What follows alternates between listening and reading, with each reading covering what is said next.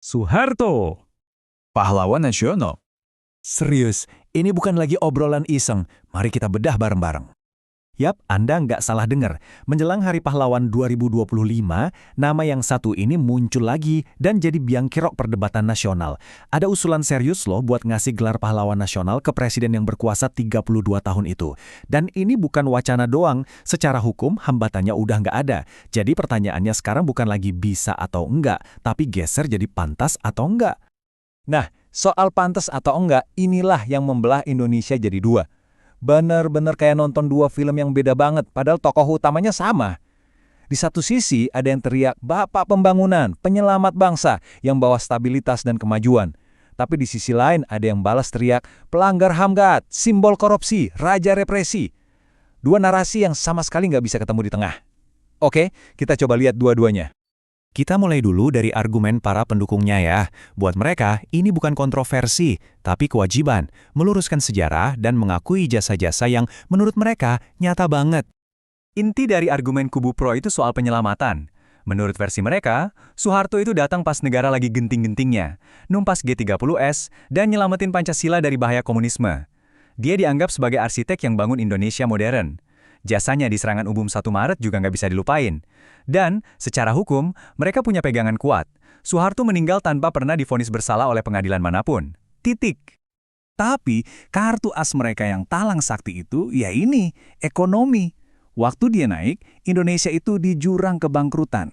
Di bawah dia, ekonomi melesat dengan pertumbuhan rata-rata 7% per tahun. Selama 2 dekade, angka yang susah banget buat dibantah. Nah, yang bikin argumen ini kuat banget itu skala perubahannya.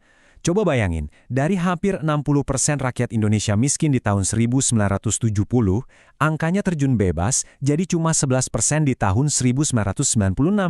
Kita bisa swasembada pangan, listrik masuk desa, sekolah dibangun di mana-mana. Ini dampak yang dirasain langsung sama jutaan orang. Dan dari situlah muncul kalimat legendaris ini. Sebuah nostalgia, kerinduan akan stabilitas, keamanan, dan harga-harga yang katanya murah. Perasaan enak yang dianggap nyata di zaman itu nggak peduli apapun harga yang harus dibayar di baliknya. Impresif kan? Tentu. Tapi, tunggu dulu. Angka-angka pembangunan yang kinclong tadi ternyata nggak datang sendirian. Mereka punya teman-teman lain yang, jauh dari kata kinclong. Sekarang, coba kita sandingkan angka pertumbuhan 7% tadi dengan angka yang ini, 1 juta. Itulah estimasi nyawa yang hilang dalam pembantaian massal pasca 1965. Orang-orang yang dituduh komunis dihabisi tanpa pengadilan. Inilah fondasi berdarah tempat stabilitas Orde Baru itu dibangun. Dan ini pasangannya. Transparency International menobatkannya sebagai pemimpin paling korup di dunia. Estimasi kekayaan hasil korupsi 35 miliar dolar. Coba bayangkan, berapa banyak lagi sekolah, rumah sakit, atau jalan yang bisa dibangun pakai uang itu, yang katanya malah masuk ke kantong keluarga dan teman-temannya. Oke, sekarang kita pindah ke sisi seberang. Ke argumen mereka yang menolak keras gelar ini. Buat mereka, usulan ini bukan cuma salah, tapi sebuah penghinaan yang luar biasa. Daftarnya panjang dan gelap. Selain tragedi 65, ada kasus Tanjung Priok, Talang Sari, daerah operasi militer di Aceh dan Papua, sampai penculikan aktivis di akhir kekuasaannya. Ada Pulau Buru, penjara raksasa untuk lawan politik tanpa diadili. Pers dibungkam, yang berani kritik bisa hilang, dan KKN jadi sistem yang mendarah daging. Bagi mereka, Soeharto bukan penyelamat, tapi arsitek penindasan paling rapi dalam sejarah modern Indonesia. Dan bagi para korban dan keluarganya, usulan gelar pahlawan ini rasanya seperti menabur garam di atas luka yang nggak pernah dibiarkan sembuh. Ini bukan lagi soal angka atau statistik, ini tentang ingatan akan penderitaan dan sebuah keadilan yang nggak pernah datang. Inilah ketakutan terbesarnya, whitewashing atau upaya pemutihan sejarah. Kalau gelar pahlawan ini diberikan, itu sama saja negara ngasih stempel resmi buat menghapus semua sisi gelap Orde Baru. Seolah-olah semua kejahatan itu nggak pernah terjadi atau nggak penting. Ini bisa jadi langkah mundur yang bahaya banget buat demokrasi kita.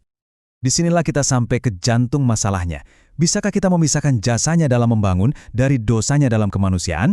Di sini perdebatan jadi sangat dalam. Para pendukungnya sering pakai filosofi Jawa ini, mikul dhuwur, mendem jero. Artinya, jasanya kita junjung tinggi, kesalahannya kita kubur dalam-dalam. Kedengarannya bijak ya, ajakan buat memaafkan.